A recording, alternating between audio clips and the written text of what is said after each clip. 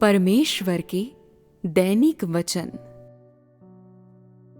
परमेश्वर की प्रबंधन योजना 6000 वर्षों तक फैली है और उसके काम में अंतर के आधार पर 3 युगों में विभाजित है। पहला युग पुराने नियम की व्यवस्था का युग है, दूसरा अनुग्रह का युग है और तीसरा वो है जो कि अंत के दिनों से संबंधित है, राज्य का युग। प्रत्येक युग में एक अलग पहचान को दर्शाया जाता है। ये केवल काम में अंतर के कारण है, अर्थात काम की आवश्यकताएं। काम का पहला चरण इज़राइल में किया गया था और यहूदिया में छुटकारे के काम का समापन करने का दूसरा चरण पूरा किया गया था। छुटकारे के काम के लिए यीशु का जन्म पवित्र आत्मा के द्वारा गर्भधारण से और एकमात्र पुत्र के रूप में हुआ था। ये सब काम की आवश्यकताओं के कारण था। अंत के दिनों में परमेश्वर अपने काम को अन्य जातियों के राष्ट्रों में विस्तारित करना और वहां के लोगों पर विजय प्राप्त करना चाहता है, ताकि उसका नाम उनके बीच महान हो। वो मानव जीवन के सभी सही तरीकों को समझने के साथ ही संपूर्ण सत्य और जीवन के मार्ग को समझने के लिए मार्गदर्शन करना चाहता है। ये सब काम एक आत्मा द्वारा किया जाता है। वो अलग अलग दृष्टिकोण से ऐसा करे तो भी काम की प्रकृति और सिद्धांत एक समान रहते हैं। एक बार जब तुम उन कामों के सिद्धांतों और प्रकृति को देखते हो जो उन्होंने किया है, तो तुम्हें पता चल जाएगा कि इन सब के पीछे एक ही आत्मा का हाथ है। फिर भी कुछ लोग कह सकते हैं, पिता पिता है, पुत्र पुत्र है, पवित्र आत्मा है और अंत में वे एक बनेंगे। तो तुम उन्हें एक कैसे बना सकते हो? पिता और पवित्र आत्मा को एक कैसे बनाया जा सकता है? यदि वे मूल रूप से 2 थे, तो चाहे वे एक साथ कैसे भी जोड़े जाएं, क्या वे 2 हिस्से नहीं बने रहेंगे? जब तुम उन्हें एक बनाने को कहते हो, तो क्या ये बस 2 अलग हिस्सों को जोड़कर एक बनाना नहीं है? लेकिन क्या वे पूरे किए जाने से पहले वे 2 भाग नहीं थे? प्रत्येक आत्मा का एक विशिष्ट सार होता है और 2 आत्माएं एक नहीं बन सकती हैं। आत्मा भौतिक वस्तु नहीं है और भौतिक दुनिया की किसी भी अन्य वस्तु के समान नहीं है। जैसे मनुष्य इसे देखते हैं, पिता एक आत्मा है, बेटा दूसरा और पवित्र आत्मा एक और। फिर 3 आत्माएं एक साथ पूरे 3 गिलास पानी की तरह मिलकर पूरा एक बनते हैं। क्या ये 3 को एक बनाना नहीं है? ये एक गलत व्याख्या है। क्या ये परमेश्वर को विभाजित करना नहीं है? पिता, पुत्र और पवित्र आत्मा सभी को एक कैसे बनाया जा सकता है? क्या वे विभिन्न प्रकृति के 3 भाग नहीं हैं? अभी भी ऐसे लोग हैं जो कहते हैं, क्या परमेश्वर ने स्पष्ट रूप से ये नहीं बताया कि यीशु उसका प्रिय पुत्र है? यीशु परमेश्वर का प्रिय पुत्र है, जिस पर वो प्रसन्न है। निश्चित रूप से परमेश्वर ने स्वयं ही कहा था। ये परमेश्वर की स्वयं के लिए गवाही थी, लेकिन केवल एक अलग परिप्रेक्ष्य से स्वर्ग में आत्मा के अपने स्वयं के देह धारण को साक्ष्य देना। यीशु उसका देह धारण है, स्वर्ग में उसका पुत्र नहीं। क्या तुम समझते हो? यीशु के शब्द पिता मुझ में है और मैं पिता में हूं, क्या ये संकेत नहीं देते कि वे एक आत्मा हैं? और ये देह धारण के कारण नहीं है कि वे स्वर्ग और पृथ्वी के बीच अलग हो गए थे। वास्तव में वे अभी भी एक हैं। चाहे कुछ भी हो, ये केवल परमेश्वर की स्वयं के लिए गवाही है। युग में परिवर्तन, काम की आवश्यकताओं और उसके प्रबंधन योजना के विभिन्न चरणों के कारण जिस नाम से मनुष्य उसे बुलाता है, वो भी अलग हो जाता है। जब वो काम के पहले चरण को करने के लिए आया था, तो उसे केवल यहोवा, इस्राएलियों का चरवाहा ही कहा जा सकता था। दूसरे चरण में देहधारी परमेश्वर को केवल प्रभु और मसीह कहा जा सकता था। परंतु उस समय स्वर्ग में आत्मा ने केवल ये बताया था कि वो परमेश्वर का प्यारा पुत्र है, और उसने परमेश्वर का एकमात्र पुत्र होने का उल्लेख नहीं किया था। ऐसा हुआ ही नहीं था। परमेश्वर की एकमात्र संतान कैसे हो सकती है? तो क्या परमेश्वर मनुष्य नहीं बनता? क्योंकि वो देह धारण था, उसे परमेश्वर का प्रिय पुत्र कहा गया, और इससे पिता और पुत्र के बीच का संबंध आया। ये बस स्वर्ग और पृथ्वी के बीच विभाजन के कारण हुआ। यीशु ने देह के परिप्रेक्ष्य से प्रार्थना की।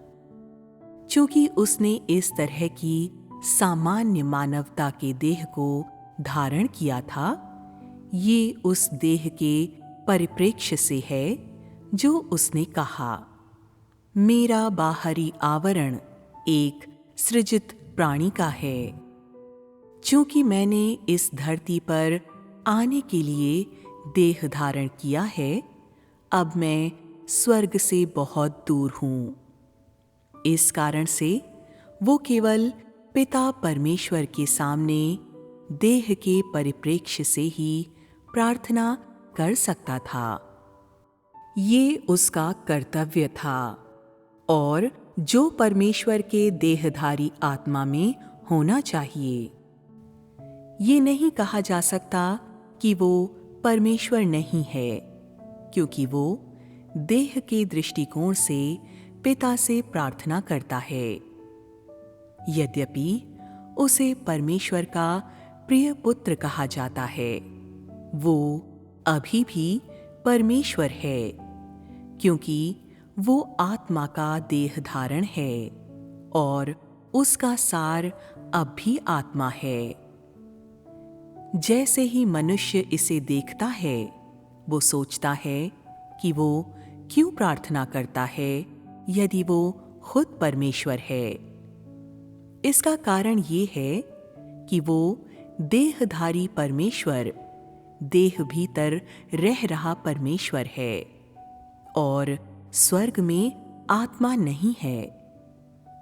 जैसे मनुष्य इसे देखता है, पिता, पुत्र और पवित्र आत्मा सभी परमेश्वर हैं।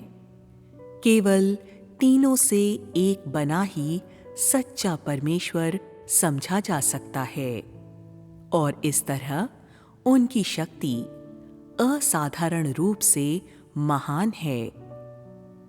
अभी भी ऐसे लोग हैं जो कहते हैं कि केवल इस तरह से वो 7 गुना सशक्त आत्मा है। जब पुत्र ने अपने आने के बाद प्रार्थना की, तो वो आत्मा है जिससे उसने प्रार्थना की थी। वास्तव में वो एक सृजित प्राणी होने के परिप्रेक्ष्य से प्रार्थना कर रहा था, क्योंकि शरीर संपूर्ण नहीं है और वो संपूर्ण नहीं था, और जब वो शरीर में आया तो उसमें कई कमजोरियां थीं। इस प्रकार वो देह में अपना कार्य करते हुए बहुत परेशान था।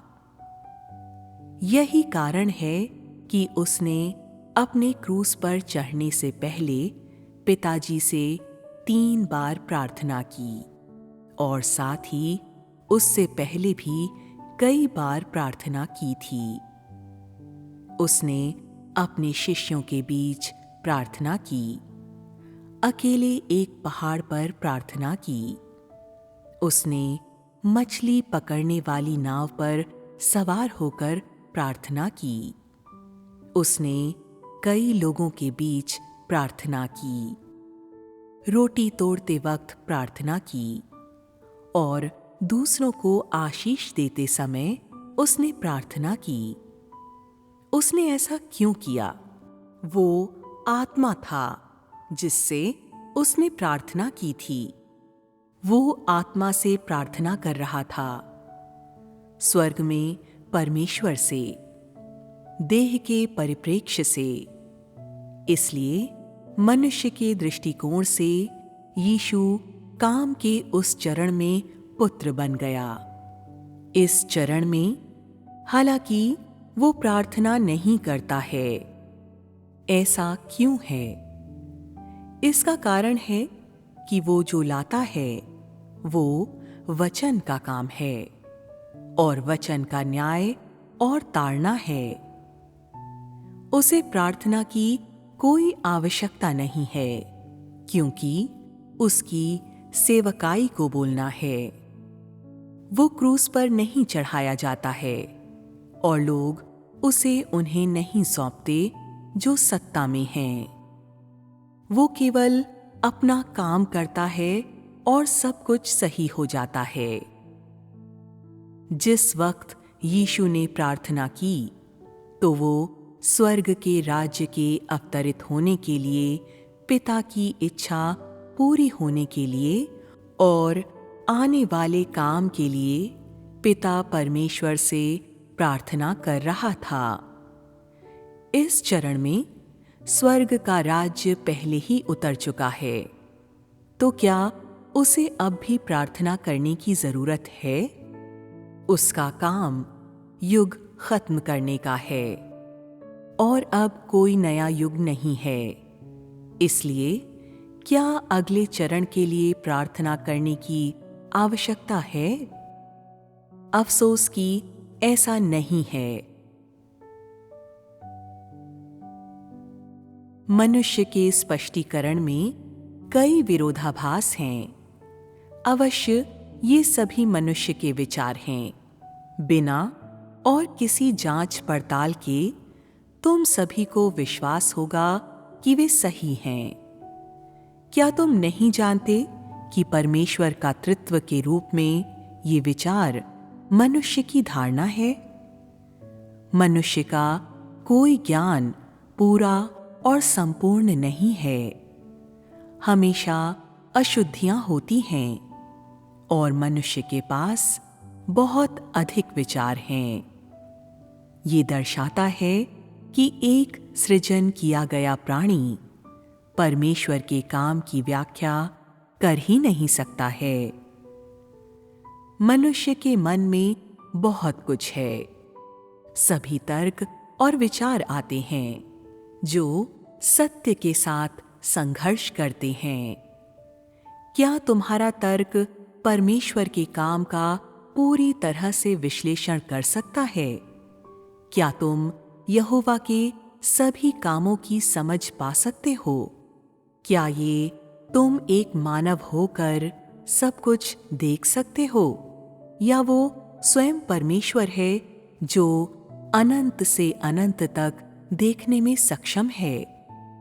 क्या ये तुम हो जो बीते अनंत काल से आने वाले अनंत काल तक देख सकते हो?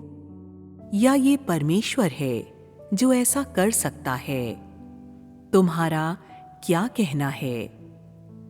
परमेश्वर की व्याख्या करने के लिए तुम कैसे योग्य हो? तुम्हारे स्पष्टीकरण का आधार क्या है? क्या तुम परमेश्वर हो? स्वर्ग और पृथ्वी और इसमें सब कुछ स्वयं परमेश्वर द्वारा बनाई गई थी। ये तुम नहीं थे जिसने ये किया था, तो तुम गलत स्पष्टीकरण क्यों दे रहे हो? अब क्या तुम त्रित्व में विश्वास करते रहोगे? क्या तुम्हें नहीं लगता कि ये बहुत बोझिल है? ये तुम्हारे लिए सबसे अच्छा होगा कि तुम एक परमेश्वर में विश्वास करो, न कि 3 में। हल्का होना सबसे अच्छा है, क्योंकि प्रभु का भार हल्का है।